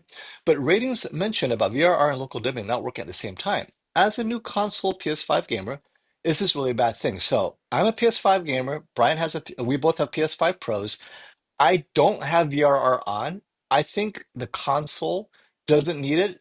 The way it's personally Yeah, locked 60, I'm good to go. So I play games yeah, in locked 60 frames per second. Don't have to worry about VRR. So there are a lot of games as they're getting optimized. I mean, I don't think VRR, and correct me if I'm wrong, I know a lot of gamers are here. If you have VRR yeah. on a PS5, do you notice the difference? I find that I just No, rather play in whatever mode that gives me locked 60. I'm happy. yeah, Um, yeah. I I, mean, for, so so for yeah, console gaming, their games have VSync enabled anyway. So they're locked anyway. They're not going to have screen tearing. It's on PC where you want to have, and then you have VSync if you want to enable it. I have G-Sync on the LGs, and they're still screen tearing. So it's not. I understand what you're saying, but that's also a mini LED issue where local dimming is not nearly as effective in hmm, game mode. So the TV still looks great, but I would just disable VRR and enjoy it because their game mode is excellent. They have True Game, which is also more it accurate, and looks then you go great. into it looks great. So I Yeah. wouldn't worry about that. I know what you're saying, but again, VRR is something a lot of us fought for years because there was screen tearing prior to this new generation of console. So now that we Yeah. have the PS5 Pro and the Series X, it's not a problem. I haven't seen a game screen tearing forever. I played Black Myth Wukong on all my TVs, including the W95A. I thought it looked phenomenal on the Yeah, W95A, but I don't have VR enabled and it's not a problem. It played fine. I didn't say, you know what? I see screen tearing. Didn't see it. It was more a problem with the PS5 Pro freezing up because they had too many characters playing at the same time. But yeah. Uh, um, so Brian, I think I want to circle back with you. A lot of people in our chat is saying longevity is important to them. But you've mentioned a few times that the way, now this is not for you, because I think as reviewers, we have the benefit of seeing new TVs as part of what we do. But if your in-laws, your family, when you recommend a TV, because they don't know what they're buying, do you include longevity as part of the decision-making process when telling them what to buy? No, so and we had this conversation. That's not why you're bringing up this conversation, but so I have, an in-law, older woman that said, "I'm looking for a new TV. This is my budget," and that would have been a Samsung Crystal series easily. And I immediately said, "Look for the TCL QM7." It was actually cheaper than any. So first of all, the prices might match with the Crystal series and a QM7. The image quality does not. A Q7 from Samsung or a Bravia 3 is not going to compete with the QM7. There's just no way it's going to win. So for image quality, usability, I immediately said, didn't even think about LG or any of them or Panasonic. It was like, go away right there. I want them to get value. But Hmm. again, they're not going to game for 40 hours. They're watching Wheel of Fortune and Jeopardy, and they were blown away by the QM7. Oh my God, it's so colorful. On the Crystal series, they would not have seen that. The TV would have been a little Yeah. bit drab. It's not vibrant. And I know the QM7, the QM8, the U8N, U7N, they're going to be vibrant out of the box. They're going to be punchy. They're going to be colorful. And young people will love that, and elderly people will love that. So for me, and because I know FOMO, they're not as expensive. So ask that question, FOMO. If I say to them, "Here, buy a $2,000 TV," they're going to go, "Are you out of your mind?" They're not even going to ask me about reliability. They're starting the conversation with, "I have $700. What should I get?" So that started the conversation right away. I steered them to the best looking value display that has high end features. So right away, boom, they And went to that. and I want I to just did that with emphasize, TCL. I also want to separate the generalization. Flagship TVs are a totally different beast than entry-level TVs from the big brands. Samsung, LG, under $700, their reliability isn't any better than a TCL or a Hisense. So I'm going to have to emphasize that. When Consumer Reports did their survey a few years back, they actually found that in the budget pricing, TCL was the most reliable. They know how to make a cheap TV. The problem is no one else does. Now, as you get up the pricing scale, though, who knows how that changes, but definitely I almost always recommend a TCL or a Hisense below a certain price point, knowing that it's no worse than any other brand at that price point. Because at that point, the major brands, I don't want to say they don't really care, but for them, this is a high volume, low margin, whatever. It's all on price. Just get it out there. And the image quality is terrible at that price for the other brands. Hisense and TCL is definitely, I mean, this is a great price point for you. If you're shopping at the $700 or below, stick to TCL or Hisense so you'll be happy because longevity is about the same across the board and image quality is way better. Now, Ephraim, speaking of different TVs, which TV has the highest bitrate streaming movie native apps? So the problem, Ephraim, is there's no way to know what your bitrate streaming is. But I can tell you that Sony Bravia Core has the highest bitrate streaming of any service, bar none.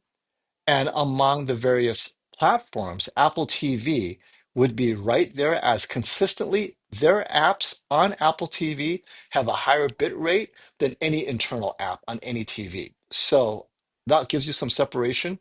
And then on Fire TV, I think Amazon has the best bit rate within its own Fire TV stick, Amazon Prime Video. But in the TVs themselves, they're really, I don't think anyone's measured it. I don't know how you would even check. So it's hard to say for me. Brian, do you have any experience with internal TV apps? I generally stay away from it. I think Apple TV has the best execution of the internal, oh, not internal, of platform streaming apps like Netflix and so forth. Dude, this guy Garrett said, "Samsung Crystal series is for suckers." I hate to I say mean, it.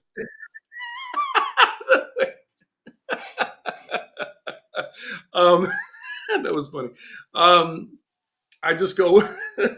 I use the Apple TV for my like. I use even the Fire TV. They're it's down to the app as well. I mean, as far as that, it's hard to gauge. Your connection's important. You know, Yeah. it's yeah. They're all So pretty good here's now. so it looks like Jason may have to get a TCL. I always bought the warranty, but never had a TV Oh, break. jeez. Well, FOMO, what was the rule of thumb back in the day when I think when Best Buy did the warranties and they were like a quarter of the TV's price. Remember that? Mhm. And the rule of thumb was, hey, if it breaks in the first year, if it's going to break, it'll break in the first year. That was always the Yeah, rule of thumb. that's a consumer. That was a Consumer Reports rule of thumb. Yep. And if so, everyone assumes that. Christian.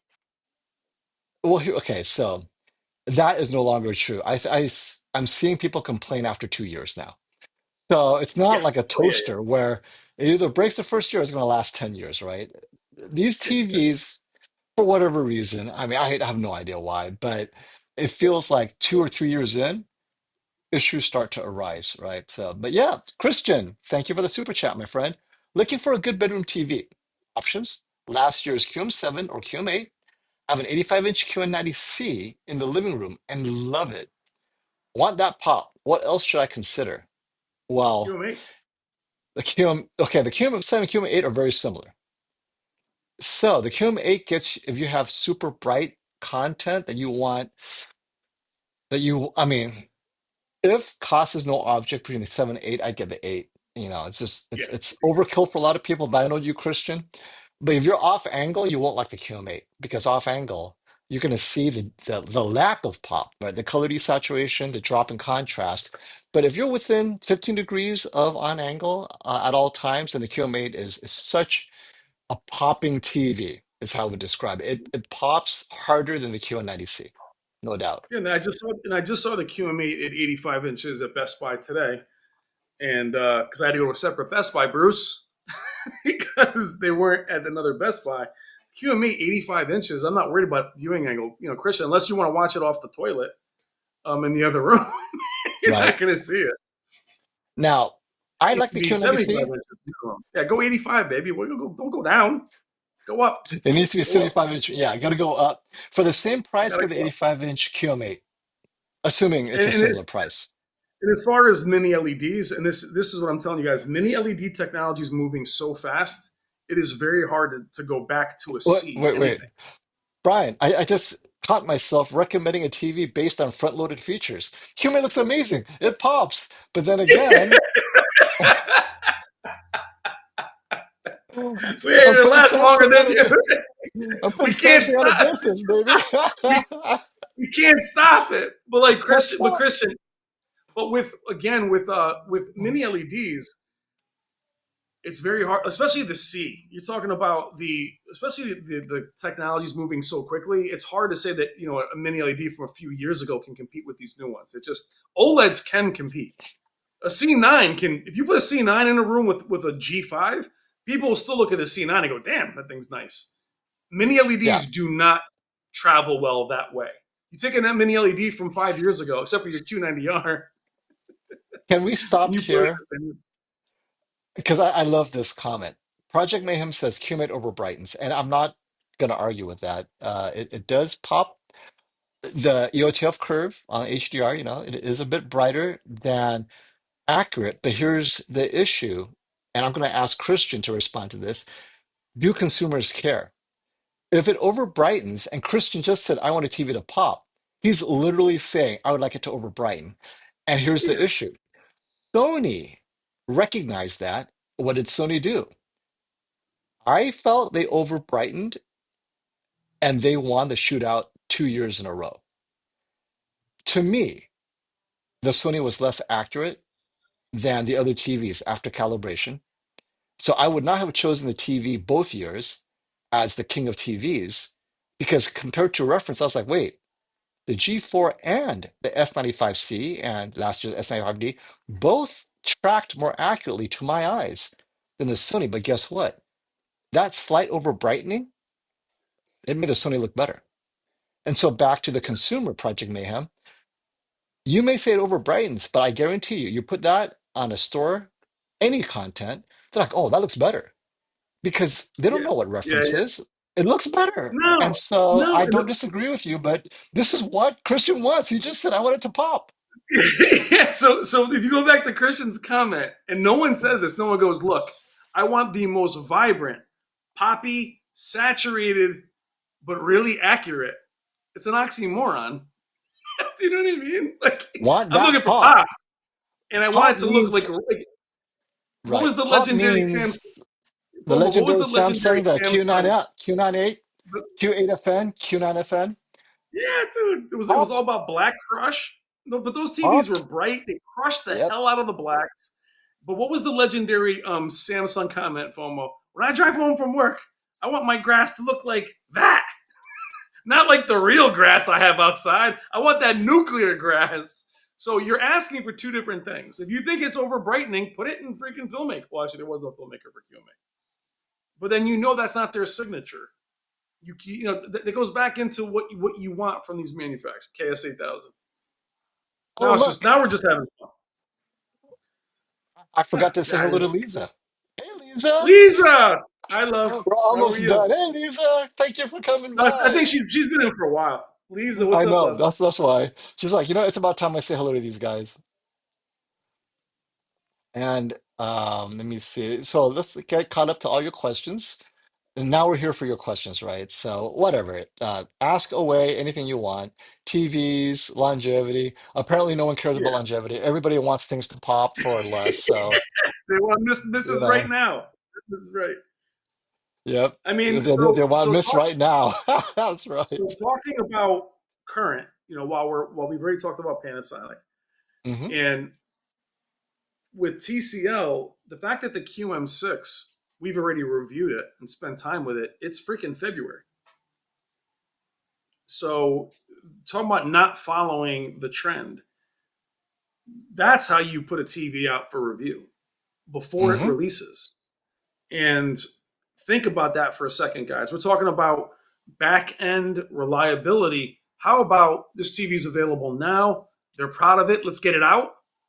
And people are all over it. And not only is the QM6's release made people go crazy over it, now they can't wait for the QM7. So they're actually leading in that regard versus everyone taking a slower, more measured approach. And that's going to benefit them. For those about to pop. I mean, in the meantime, my TCL is going to be getting shot with gaming, and these other guys haven't even announced their TVs yet. Think about that for a second. That's how you're going Yeah. to sell a TV, right? So then by the time the others release their TVs, the QM6 will be half the price. I mean, really, really interesting. And to this question, what TV should I get for the Super Bowl 100-inch? It always comes down to budget. Yeah, how much money do you have? If you can afford the TCL QM951G, that was $15,000 last year. I know it's 98, oh, it's 115 inches. That's the flagship, or the 98-inch QM8K is amazing. Hisense did not have a flagship 100-inch last year. They had So the I they know had the that, 110. They had the yeah, 110 UX, but that wasn't something you could buy. But I mean, no, tell it you right now, wasn't. Costco has the Q6. It's $1,200. That's 98 Yeah. inches. What's up, Christian? And this is a I don't subtle care one difference. bit. This is most people. Christian, I don't care one bit about accuracy. Overbright it all you want. Just don't go full vivid. So, and this is the thing. People can tell when skin tones are unnatural. If you preserve skin tones to some effect, but the little highlights are brighter, right? That gray hair is a little bit brighter than necessary. The eyes sparkle a little bit more. People love it. It just feels like, ooh, dazzling.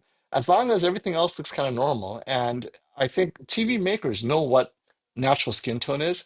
All they're doing is highlighting the top end, which doesn't affect skin tones, right? But, sparkle here, the chrome there. Oh, Christian, on a roll. Thank you, my friend. Would I be happy with You an spent all LG this money on B4 this. C? I Would had I all be this money to buy a happy? TV. He's trying to keep his price below $2,000. LG B4, C4, or S90C, S95C. So, Christian, depends on your content. If you're watching SDR, I think QD OLED or WOLED, they all look the same. We're talking old TV shows, all that good stuff. Even Netflix, right? They look very similar when you're on OLED. If you're gaming and you have certain bright games, you may see the vertical banding issues that often are for gamers on the WOLED, like B4, C4. So if you're gaming, C4, if you like the LG's approach to gaming with HEIG, I would game on the S95 or S90C personally. Yeah. Now, the One Connect box, I know Plasma Gamer is here. He's like, "Oh, I don't get the One Connect box," and that could be an issue, right? That's a point of failure. So get the S90C if you're a gamer. But that's my preference. I like Samsung's gaming features. But if you're not talking gaming and just bedroom TV, I get the B4 because in the bedroom, I already know I don't need that extra anything. I just want it to be good image quality and shadow detail. Um, so for Almost just said budgeting, in the what? bedroom, I don't need that extra anything. Yeah, you do. Oh, you're gonna get us all in trouble, Brian. We talking about prescriptions now? I don't Oh need that extra no. anything, baby. My man walked right into that. Thank God this is adults only stream. In the bedroom, I'm good to go. Which one would you take, Brian? And I, I mean, I I'm don't not know gonna. what I love the B4. I need the that B4 is pop. good. I need, Hmm. the B4 is great, but I'm not S90C one to will say pop like, more. yeah. S90C will So I pop mean, more. yeah. So for me, it's I want the best, and like I don't have a TV that's crappy in any room. I want the best one I can get. But I'm a TV enthusiast. Like, I love TVs. So I mean, I put a G4 in every room. So or G5 or whatever it is. So I mean, it's the way I roll. Oh, see, Yeah, sometimes when you're on a live stream, you can't go back and edit. I love you all. you gotta have fun, baby. And of course, I need that pop in the bedroom. His wife was gonna call like, "All right, Uh, time for you to quit." it's like, what? What is this popping? I want to pop. Yeah, All right. I mean, Brian, but in go all ahead. but but in all seriousness, Hey, a this lot is of this serious. is serious business. Now, try to pull it back out of the gutter. Is when you look at TCL, especially with that vertical integration, they can pivot on a dime. If you want to know why companies like Sony are so secret right now, they can't release anything. They're afraid to say anything. Samsung does not. They don't tell you the brand, the numbers. Everyone's kind of hanging back because the other companies are innovating so quickly, but they're still guessing on what they think will be important. If you look at um, Panasonic, they come from that home theater, that build quality, plasma, durability, beauty, filmmakers' intent. They still think that's important. We've had several people say they don't care about that. So that small group that cares about the filmmaker's intent is dwindling. People want Hmm. pop. They want things to look bright in a bright room. That's why Samsung is putting these matte screens out where it's good Hmm. in the bright room. They're going artwork. So they're all guessing. That's why at CES, FOMO, and I really talk about them like fight camps. What is their plan for the year? TCL and Hisense are both stepping in front of the others, and they're doing their own thing. Yeah. That is powerful. They're just going in different directions. The Right. others are trying to, but like with the Sony tax is a great example. You guys want Sony to release more models every year. They're releasing less and less each year. The X90L is a carryover. You're going to have carryovers every year now. The A95L is 3 years old. It's because Well, you guys aren't. not if the Chinese leaks are to be believed. There's a what is the Chinese leak saying now? There's going to be a Bravia 5? Yes, the Bravia 5. I announced it Yeah, last well, you call year. that one. They'll think you're in a time machine. But my point is, they're pivoting. They're real. Like Samsung puts out too many models. But you're going to start seeing them change it too. Eventually, you'll see Hmm. less TVs released. The year FOMO, it was 2017. We had the 930E, the 900E, the 940E, the Z9D. You had the A1E. Now you have what you have last year: Bravia 8, Bravia 7, Bravia 9, Bravia 3. In the top tier, it was three TVs. I'm pretty certain the X90L will be out this year. That means one of those top three is going to sit out. Yeah. They're not going to Yeah. do new ones every year. That's a direct response to your guys buying, right? So that is something that, so they have to look in the mirror, as High Def said, the manufacturers do, but as consumers, so do we.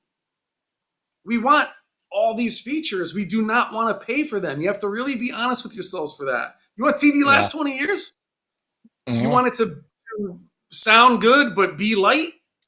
You want it to have, so we have to be realistic on what we're looking for. There is a get what you pay for scenario with everything, and you can't get Now, them both all. yeah. So, Reap, this is a good question. Brian Fomo, with the S95F having an upgraded processor with more neural networks, does this mean improved picture quality, or are they using additional neural networks to run AI UI? So, definitely the neural networks have been applied to upscaling technology, whether it's 1080p or going up to 8K. They're very proud of the neural networks and its ability to fill in the blanks when they're upscaling. So my understanding is the neural networks are for image quality. As far as UI aspects, they have that, what is it, the live language subtitle caption.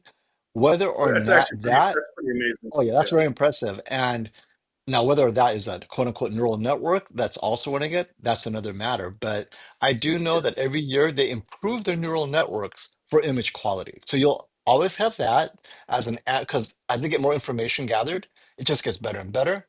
The one for captioning may also be using neural networks, so they're not mutually exclusive, Reed. I think Yeah. probably both. Yeah. And those don't run all the time. So I think that might be offloaded. But what's important about the S95F is the fourth gen QD OLED is that next panel. That's what's going to be the Yeah. big difference is the brightness there and the if you believe what Florian was showing us that the actual matte screen will increase the brightness and the shadow detail, which he showed us with his own footage. So for me, that's a home run. If you want the S95F, every year, even though the processor might not be the same one as the 900D FOMO, they improve that processor every year. They retool it every year. Yep. And the S95D FOMO thought should have won the shootout. That's on processing. I mean, that those tests are hard, and he thought that the S95D beat out the G4 and the A95L. So I think that's what you should look at. Neural processors, it's hard to determine what that's going to do, but the image quality is going to be more about the Gen 4 and the retooled processor. Yeah. Yeah. I agree. This is a good question. I think we kind of spoke on this a few times. Budget TV should start to skip on speakers entirely and focus on bang for the buck picture thoughts. So people buying budget TVs, they need a TV. It needs to have audio. So I think if anything, budget TVs definitely need audio because when you're a budget shopper, you're not hoping to spend more on soundbar. It's the premium TVs that you know for sure they're going to be putting it in a built out home theater system or very Yeah, nice sound bars. I mean, people have told me so many times, I'm getting a G4. What do I need audio for? Because I'm going to have all these nice Dragon Nakamichi speakers. or built Yeah, out AVR, whatever it is, right? So budget TVs definitely cannot skimp on. I mean, they can use cheap audio, but you got to have audio. Whereas the it's ironic, but more expensive TVs, I see them skimping because they're just assuming, why are we wasting money on audio when they're going to have something nice anyway? And I'm looking at you, Samsung, your TV audio is just terrible. Terrible. I mean, the volume is like I can barely hear Well, it. Now that How about this? FOMO had a 900T, Mhm. so he had the The 8K. 8K. He gives it to his parents. Now that TV, by the way, is not only Oh 8K, no, best no. processor. No, the one I gave to my parents was a QN, it's a QN 900B. Yeah, it was the QN so it was the 900B. 900B. So yeah, Yeah. it was the flagship. The thing is bezel-less. The TV's beautiful. It's bright, and the first thing they're like, I can't hear it. They could not They told hear me I it. got ripped off. I got ripped off. Yeah. So And their last TV was a Crystal series. Our last TV was louder. And this goes back to your point, Project Mayhem. The yeah, Crystal series was louder than the yeah. 900B I gave them, which cost like what, 6 times more, whatever And they're insane not, cost. and they're not, yeah, and they're not doing a soundbar. So when I tell people that are maybe a little bit elderly, or I'm like, you want a soundbar? They're like, why? They don't want to have to go through another thing. What's up, D? Yeah. Hey, D, thank you for the super chat. Hey guys, I'm torn on what 83-inch OLED to get. Limited 85. choices. I don't know if I want to wait on Sony, but I'm curious if Sony's going to come out with a new 83-inch OLED this year. Your thoughts? So these are predictions. We don't know. No one knows other than the Chinese leaks. I suspect the 83-inch OLED will be very similar to what LG is putting out on their G5, which is that new RGB primary tandem OLED thing. Okay, it's going to be super bright, brighter than their current 83-inch. Their current 83-inch is a normal W OLED. If you're looking flagship, definitely wait because their current 83-inch, it's going to pale in comparison in many ways. The current W OLED falls short in luminance and color saturation, color volume. So this will be for Sony a huge technology jump at the 83-inch size. So yes, wait. Now again, speculation, but I cannot imagine they don't have a flagship 83-inch OLED this year. What do you think, Brian? What is your prediction? So same, because the last 83-inch OLED's right there. That's right. You got a 880L? I have an A80L. So that TV was carried over. The Bravia 8 did not have an 83. The A80L was based on the A90J chassis. It has a heatsink. It's brighter than the other A80Ls. I can't see them doing that again. I think the fact that they're not going with Quantum Dot OLED and they are going with the layer cake, I think maybe they also, part of that decision FOMO might have been they wanted an 83 inch, because the 83 inch A90J was very successful. So I think the Yeah, fact that they didn't have a new 83 hurt them. And then if strategically you're leaving as the G5 is the only game in town, that's how they've been winning. But I also think you should wait, D, because I think that the Samsung S95F using the RGB tandem OLED is going to be very exciting if you don't mind that matte finish. So we'll test those together. So sit tight. Don't buy anything yet. But you'll know sooner than later, because LG and Samsung come out first. And then if you hear Sony, when Sony finally announces FOMO, then you can wait. But if you want the brightest of them, I'd still probably grab either the Samsung or the G5, because Sony's definitely not going to let it be as crazy bright as the others. I agree. Yeah, I think definitely wait because it's about time Sony upgraded their OLED Yeah. flagship at that size. And I think Then it'll be awesome. Sony Pony Steve came at the right time for me to wrap up Panasonic's dilemma. His question: been busy for the last few months. Please, a quick synopsis. Why is Panasonic TV at risk? It didn't sell well. I heard the Fire OS and immediately looked away. Okay, so I'm going to try to encapsulate everything in the next 2 minutes. So Panasonic TVs are not selling enough TVs, but the issue goes beyond just the Fire OS. How do you separate yourself from the competition? It's not that Panasonic is competing with Hisense and TCL. We're talking at the flagship level. You have Sony, LG, Samsung, and the more expensive, larger Hisense TCLs. If it's only image quality, the problem is everyone's image quality is so good. Brian and I had said many times in filmmaker mode, they all look the same. We've reached a point this year now where I'm very confident if you put all these TVs in filmmaker mode and you're standing in front of it, not off angle, you'll be like, wait, which one's an OLED? What? They're all that good. So if you take that out, how does Panasonic separate itself? It's now expensive. It's Yeah. expensive because it's very well built. The problem is they don't market that build quality or those additional features at the point of sale to help the consumer decide, oh, I want the Panasonic because they have these extra features that help me decide this is a flagship TV. I want it to last longer than any other TV. It has these features. It increases the chances of it living longer. So Yeah. not messaging those qualities, it makes it hard for Panasonic to sell the TVs, and that goes to a larger message to the TV brands. If you have these what we call backloaded benefits, right? The benefits where you don't see at the point of sale. At the point of sale, what do you see? Image quality, price, size. Okay, but if your value proposition is always in the back, meaning 2 years later, oh, it's so reliable, or customer service when something goes wrong, that happens after the sale. That's backloading the benefits, but it still costs. So your TVs cost more, but the consumer doesn't know why. And so this lack of messaging makes it difficult for Panasonic to sell their TVs. in the face of all this competition. And as a result, low TV volume means the entire TV business is at risk. And this applies to any product you sell, right? It's kind of like marketing 101. How do you connect to the consumer with what they want? And partly, Brian and I, TV reviewers, influencers, we're always focused on the three things: size, image quality, and of course, value, the price. These three things equal the playing field for everyone, including TCL and Hisense. All they have to do is focus on image quality, size, and price, and they win. They don't have to Yep. focus on anything else, right? Anything that's backloaded, they're like, why even care? And you know, and I keep on saying Panasonic with its amazing thermal flow system, TCL's like laughing, hey, hey, hey, no one's gonna know about it, right? And I did that trailer right at the front, and the question is, how many of you care? Oh, it's amazing, it keeps it cool. But is that even a factor in buying that Panasonic? And that's the Yeah. point is, So, so yeah. yeah. But so FOMO, like what was when we heard about heat sinks? Why were people excited about heat sinks? It wasn't protecting the panel. People thought it was brighter, It's and so they you could didn't push make it the TV. harder. So you could push it With the harder. heat sink doesn't make it brighter. It protects it. And people heard that, they're like, ah, forget it. But to your Yeah. question, Sony Pony, Yes. Yep. like, forget it. I don't care about it.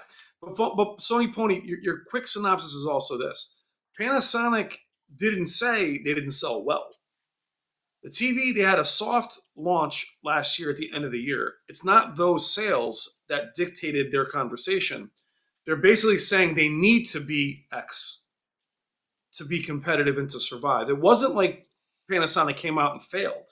But I think your comment right there, I heard Fire OS, immediately looked away. Is that important to you? Right? So when we look at the Sharp OLED, that Roku was like all over it. It was in the settings. The Panasonic's delineation of what the Panasonic is and what a Fire TV is are not the same. So I think there was a mistake in not.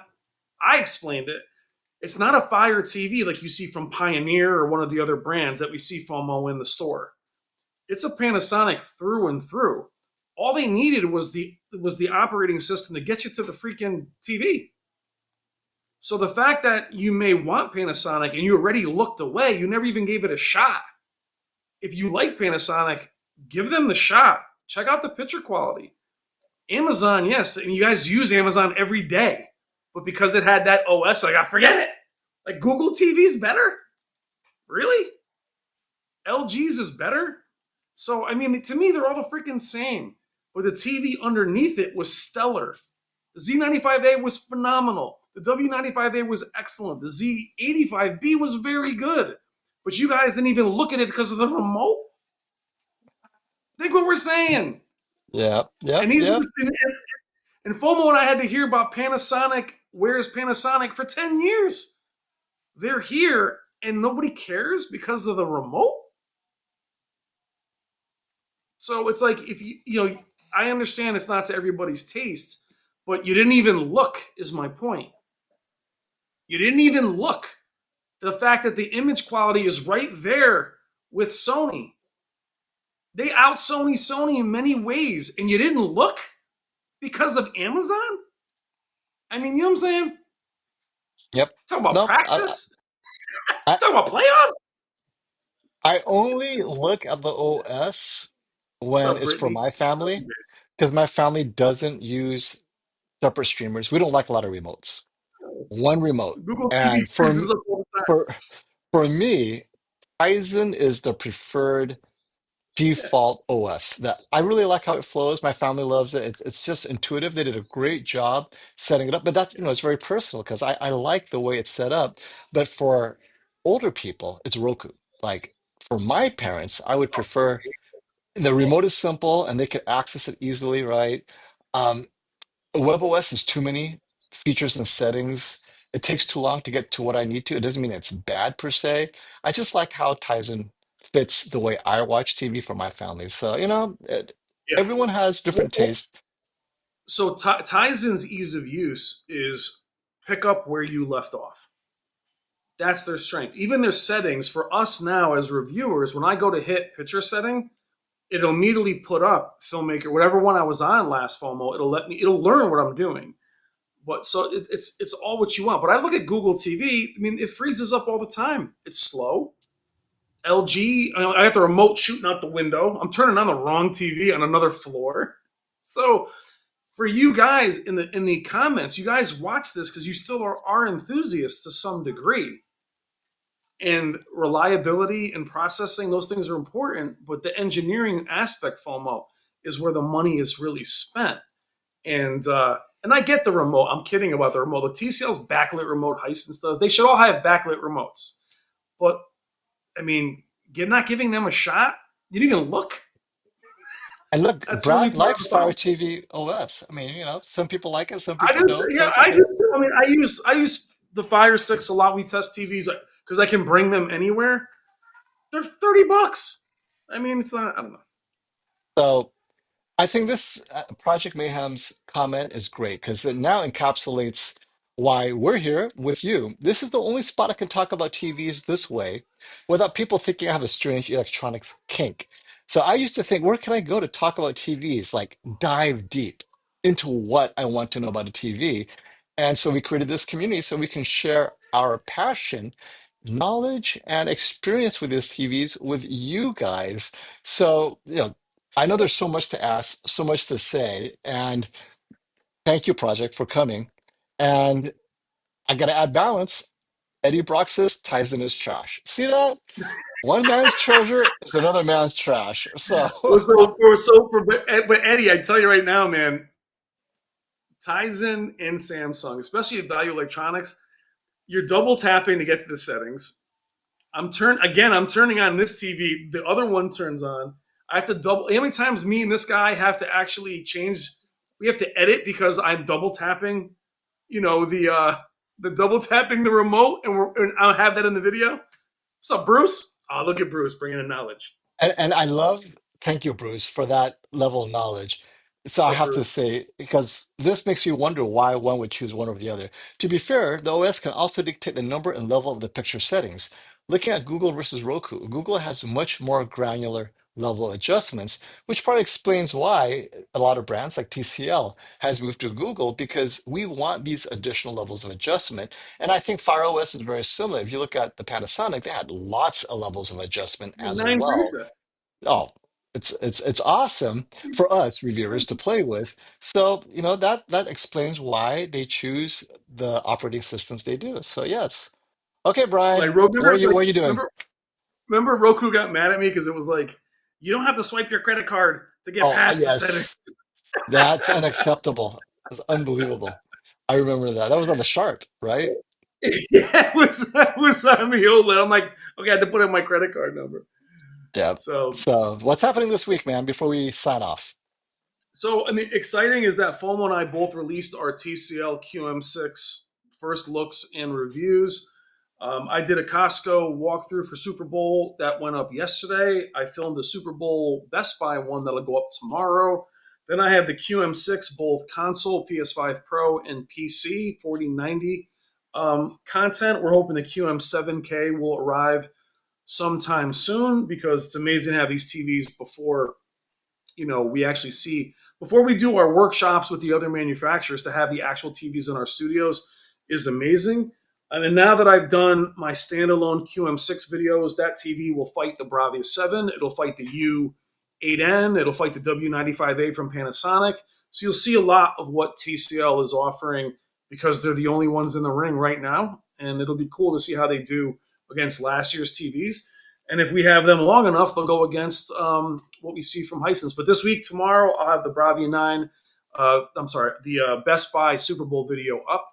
And I was in two different Best Buys today to show you the prices of last year's TVs, which a lot of you guys are still very much interested And before we go, since in. this relates to our videos, how much better is the Much, new 6 compared to the old? Oh, it's a whole generation better. It's got yeah, mini yeah, LED. It's got processing. I mean, it's actually the successor to the QM7 from last year. Even though they call it the 6, yeah, it is the true successor to the QM7, and the QM7K has taken a step up.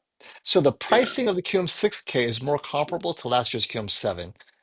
yeah. And So, yeah, and, and and not It's and just a not to better spoil TV. our reviews, but the audio's great. 144 hertz gaming, but the thing that blew Foam and I both away was the local dimming and the off viewing angle is absurd on the new HVA panel. So even if you want to compare it to last year, if the HVA panel is not present, you're doing yourself a disservice because the control in the blacks is much better and the off viewing angle is insane. You could stand like in the Yes, other room, and that's big. And the build quality is great for a TV at that price point to have two different stand positions. And it has a backlit remote. The TV and the audio is amazing. Onkyo sound system, and it comes in 55, 65, 75, 85. They're going to have a 98 in a month or so, and they have a 50-inch coming. that's And here's the awesome. think thing. This is what TCL is doing. This is insane. If you buy on their website, now you tell me what manufacturer's going to compete with this, you get a free soundbar. I think it's a 65, 75, and 85. A $600 soundbar with it. So what's up, Apple Jelly? So I mean, it's pretty badass. And the gaming is also good. I played Black Myth Wukong on it. Loved it. I played it. It looks very similar to the Bravian. I mean, you guys saw my review. The image quality in gaming is spot on. And Bruce says this has 288 VRR gaming. So they're pushing the envelope. And here I am again Yep. talking about front-loaded features. I see they're just so, I thought there's videos about saving Panasonic. I'm just burying them. Just You- and with that, and with that, we're going to say goodnight to everyone. Hey, thank you for hanging out with us. Thank you so much, everyone. Click like on your way out. And don't forget, check out Brian's Tech Therapy YouTube channel, right? Today, TVs, tomorrow's women's shoes. Until I told Brian he could sell anything. Okay, guys, until next time, please take care of each other and stop the FOMO.